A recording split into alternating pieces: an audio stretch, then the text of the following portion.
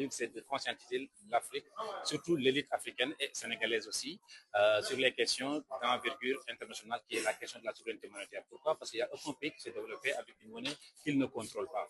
Nous savons aussi que le Sénégal a un énorme potentiel. Par contre, nous ne contrôlons pas forcément notre politique monétaire, ce qui fait que malheureusement, nous nous heurtons à un mur qui est les questions de souveraineté.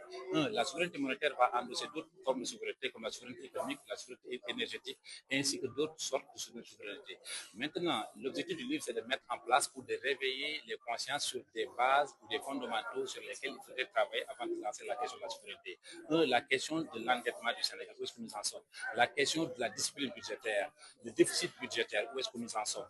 L'industrialisation du pays. Pourquoi? Parce que la réponse à avoir une monnaie n'est pas forcément source de développement économique.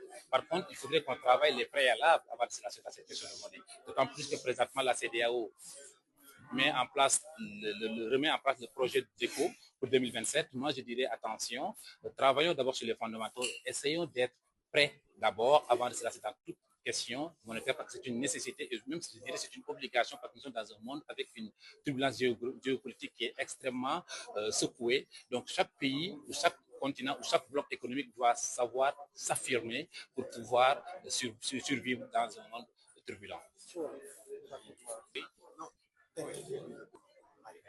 A mis en place ce qu'on appelle les critères de convergence. Ça veut dire quoi? Ça veut dire que le taux de déficit budgétaire ne doit pas dépasser 3%. Le Sénégal n'est pas encore au rendez-vous. Pourquoi nous sommes présentement avec des estimations de 5,37% sur le budget 2026. Le niveau d'industrialisation du pays, nous sommes extrêmement en retard. Le niveau d'intégration économique des pays de la CEDEAO, nous sommes à moins de 16%.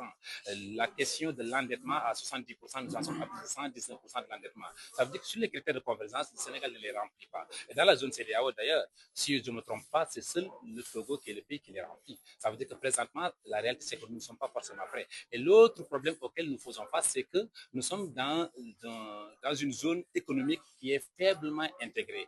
Il faudrait régler la question logistique, c'est-à-dire la connectivité entre les capitales africaines pour pouvoir garantir une circulation des biens, des personnes et des services avant de se lancer à toute question. Pourquoi? Parce que ce serait prématuré de lancer l'ECO en 2027.